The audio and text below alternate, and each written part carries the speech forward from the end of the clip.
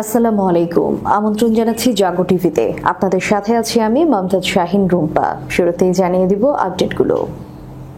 চিরশত্রু ভারতের বিরুদ্ধে যুদ্ধে পাকিস্তানের সঙ্গী চীন। কাশ্মীর সীমান্তে প্রস্তুত চীনের 5 বিমান ঘাঁটি।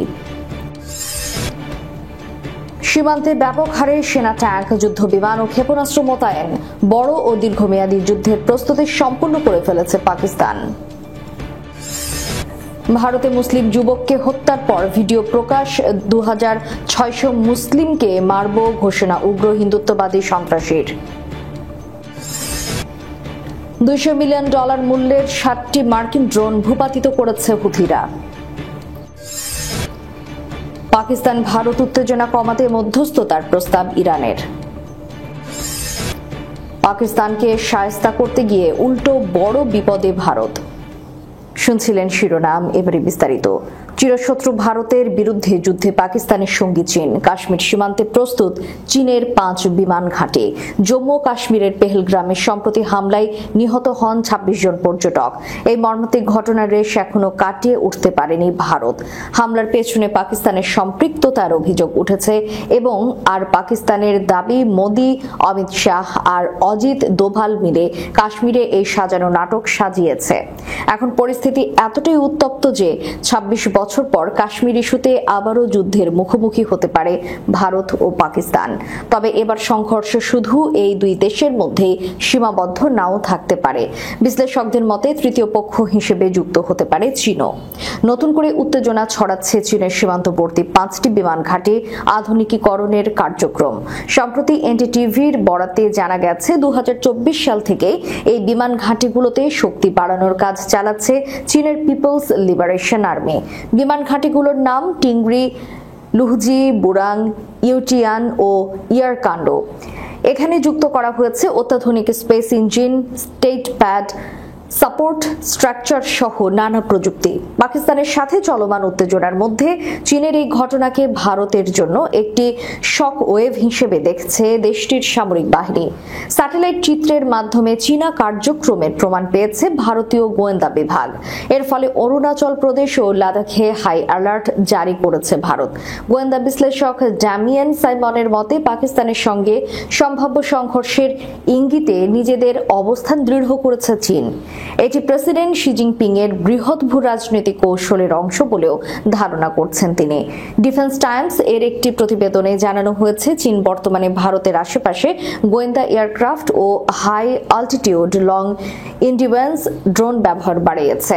এই ড্রোনগুলো 500 ফুট উচ্চতায় দীর্ঘ সময় ভেসে থাকতে সক্ষম, যা হিমালয় সীমান্তে ভারতের নিরাপত্তা উদ্বেগ আরও বাড়িয়ে দিয়েছে। অন্যদিকে গত 6 ফেব্রুয়ারি পাকিস্তানের সেনা প্রধান জেনারেল অসীম মুনির কাশ্মীর দখলের হুমকি দেন। তিনি বলেন, কাশ্মীর নিয়ে আমরা 3টি যুদ্ধ করেছি, প্রয়োজনে আরও 10টি যুদ্ধ করতে প্রস্তুত। এরপর এপ্রিলের শুরুতেই অস্ত্রবিরতি লঙ্ঘন করে লাইন অফ কন্ট্রোল অতিক্রম করে অতর্কিত গুলিবর্ষণ চালায় পাকিস্তানি সেনারা, যার ফলে কেঁপে ওঠে কাশ্মীরের পুঞ্চ জেলা। ভারতীয় সেনাবাহিনী দাবি করেছে পরিস্থিতি নিয়ন্ত্রণে আনার পাশাপাশি সীমান্তে অনুপ্রবেশ করা পাক সেনাদের ফিরে যেতে বাধ্য করা হয়েছে। পেহেলগ্রামে 26 পর্যটক নিহতের ঘটনায় যুক্তরাষ্ট্র ও রাশিয়ার পাশাপাশি চীনও প্রকাশ করেছে নিন্দা। কিন্তু বিশ্লেষকরা মনে করছেন চীন সীমান্তে বিমান ঘাঁটি শক্তিশালী করে এক ধরনের পরোক্ষ হুমকি দিচ্ছে ভারতকে। সব মিলিয়ে দক্ষিণ এশিয়ায় ভূরাজনৈতিক পরিস্থিতি আরও উদ্বেগজনক রূপ নিচ্ছে। সীমান্তে ব্যাপক হারে সেনা, ট্যাঙ্ক, যুদ্ধ বিমান ও ক্ষেপণাস্ত্র মোতায়েন। বড় ও দীর্ঘমেয়াদী যুদ্ধের প্রস্তুতি সম্পূর্ণ করে ফেলেছে পাকিস্তান। চরম উত্তেজনার মধ্য দিয়ে ভারত ও পাকিস্তানের মধ্যে যুদ্ধের সম্ভাবনা দিন দিন ঘনীভূত হচ্ছে। দুই দেশের সীমান্তে ব্যাপক হারে সেনা, ট্যাঙ্ক, যুদ্ধ বিমান ও ক্ষেপণাস্ত্র মোতায়েন করা হয়েছে। ভারতের সাম্প্রতিক পদক্ষেপের জবাবে কড়া প্রতিক্রিয়া জানিয়েছে পাকিস্তান। প্রধানমন্ত্রী শাহবাজ শরীফের নেতৃত্বে জাতীয় নিরাপত্তা কমিটির এক বৈঠকে ঘোষণা করা হয়েছে ভারতের সঙ্গে সব ধরনের দ্বিপক্ষীয় বাণিজ্য বন্ধ থাকবে এবং পাকিস্তানের আকাশ সীমা ভারতের জন্য নিষিদ্ধ করা হবে। যদিও শিখ ধর্মাবলম্বীদের জন্য বিশেষ ছাড় দেওয়া হবে।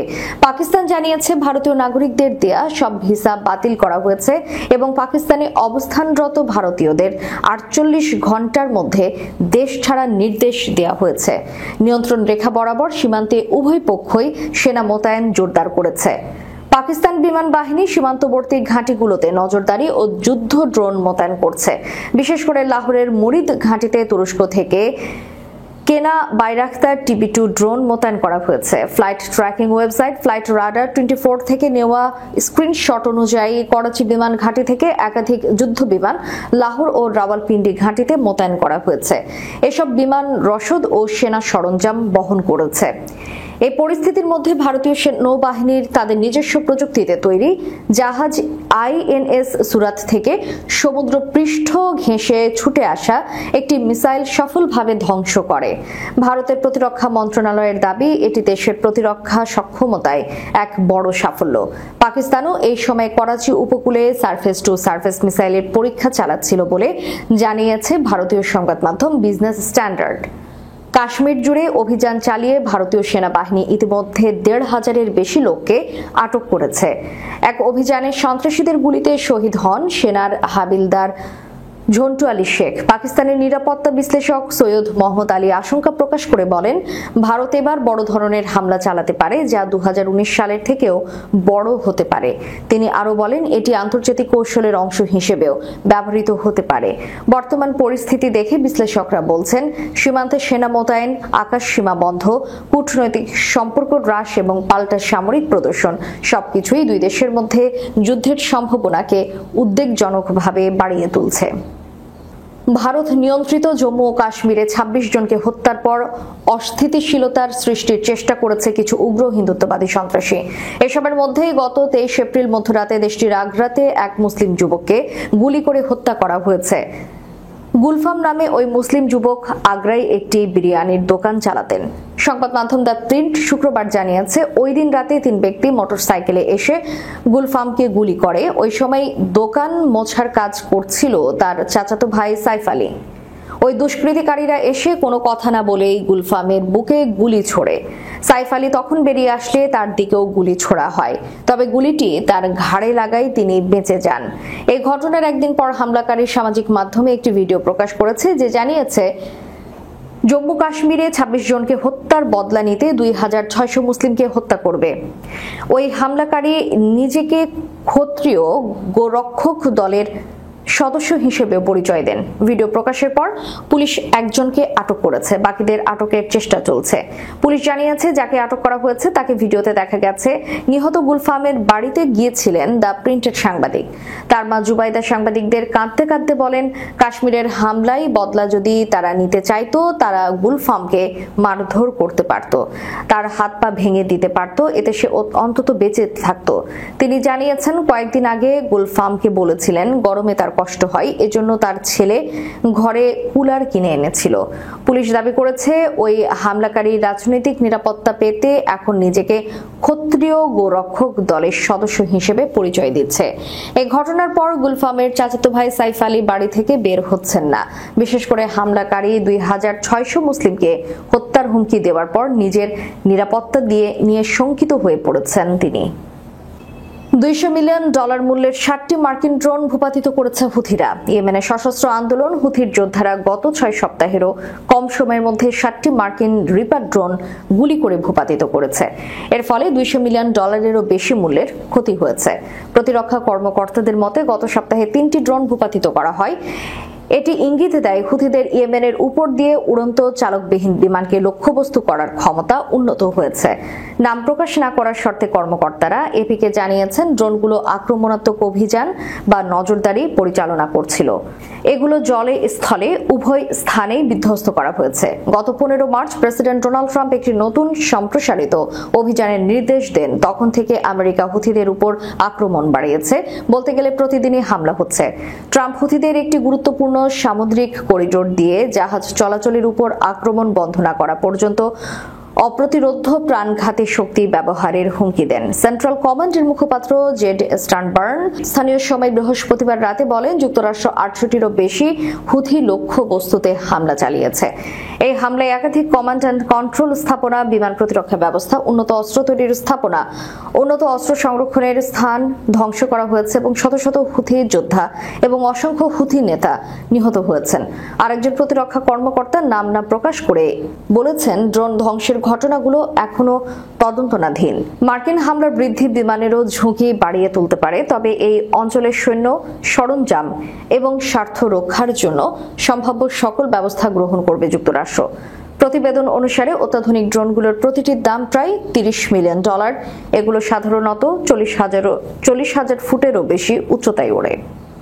জম্মু কাশ্মীরে 26 জনকে হত্যার ঘটনায় সৃষ্ট পাকিস্তান ভারত উত্তেজনা নিরসনে মধ্যস্থতার প্রস্তাব দিয়েছে ইরান। শুক্রবার এমন প্রস্তাব দিয়ে ইরানি পররাষ্ট্রমন্ত্রী সৈয়দ আব্বাস আরাগচি বলেন, ভারত ও পাকিস্তান ইরানের ভ্রাতৃপ্রতিম প্রতিবেশী। আমরা এমন সম্পর্ক উপভোগ করছি যা কয়েক শতক পুরনো সাংস্কৃতিক সভ্যতায় নিহিত। অন্যান্য প্রতিবেশীর মতো তাদেরও আমরা সর্বাগ্রে অগ্রাধিকার হিসেবে বিবেচনা করি। ইসলামাবাদ ও নয়াদিল্লিতে থাকা আমাদের দূতাবাসের মাধ্যমে আমরা এই কঠিন সময়ে দুই দেশের মধ্যে বৃহৎ বোঝাপড়া তৈরি করতে চাই। ইরানি পররাষ্ট্রমন্ত্রী মাইক্রো ব্লগিং সাইট এক্সে মধ্যস্থতার প্রস্তাব দেওয়া পোস্টে পার্সিয়ান কবি সাদির একটি কবিতাও উল্লেখ করেছেন। এই কবিতায় সাদি লিখেছেন, মানুষ একটি একক পরিবার, যদি পরিবারের কেউ ব্যথিত হয় অন্য সদস্যদের অস্বস্তিও রয়ে যাবে। গত মঙ্গলবার ভারত নিয়ন্ত্রিত জম্মু কাশ্মীরের পেহেলগ্রামে ভয়াবহ সন্ত্রাস হামলা হয়।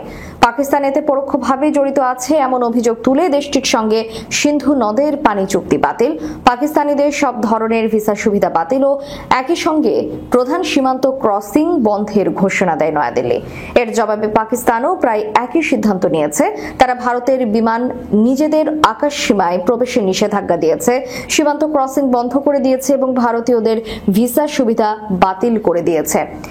আজ ভারতের জলশক্তি মন্ত্রী জানিয়েছেন, সিন্ধু নদের এক ফোঁটাও পানি যেন পাকিস্তানে না যায় সে ব্যবস্থা করেছেন তারা। অপরদিকে গতকাল পাকিস্তান জানিয়েছে, ভারত যদি পানির প্রবাহ আটকানোর চেষ্টা করে তাহলে এটি যুদ্ধের কর্মকাণ্ড হিসেবে বিবেচনা করে সেই অনুযায়ী ব্যবস্থা নেবে তারা। পাকিস্তানকে শায়েস্তা করতে গিয়ে উল্টো বড় বিপদে ভারত। কাশ্মীরের পেহেলগ্রামে বন্দুক হামলায় হতাহতের ঘটনায় ভারত ও পাকিস্তানের মধ্যে সম্পর্ক তীব্র উত্তেজনাপূর্ণ হয়ে উঠেছে। ভারত ইতিমধ্যে পাকিস্তানের নাগরিকদের জন্য সব ধরনের ভিসা স্থগিত করেছে, সিন্ধু নদীর পানি বন্টন চুক্তি স্থগিত করেছে এবং একাধিক পদক্ষেপ গ্রহণ করেছে।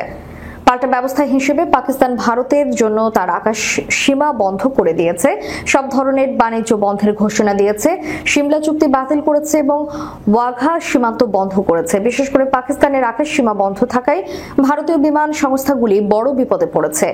ভারতের বিমান সংস্থাগুলি বিকল্প রুটে বিমান চলাচলের জন্য অতিরিক্ত খরচ ও সময় বাড়ানোর মতো সমস্যার সম্মুখীন হতে পারে, যার কারণে আন্তর্জাতিক ফ্লাইটগুলোর শিডিউল বিপর্যয়ের আশঙ্কা তৈরি হয়েছে।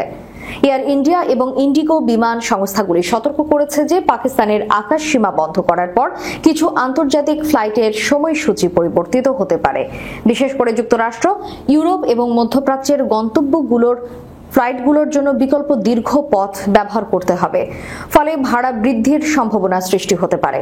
2019 সালে ভারত পাকিস্তান উত্তেজনার কারণে প্রায় 5 মাস পাকিস্তানের আকাশ সীমা বন্ধ থাকার পর এই পদক্ষেপটি আন্তর্জাতিক বিমান পরিবহন এবং বিমান সংস্থাগুলোর জন্য যথেষ্ট বিপজ্জনক হতে পারে।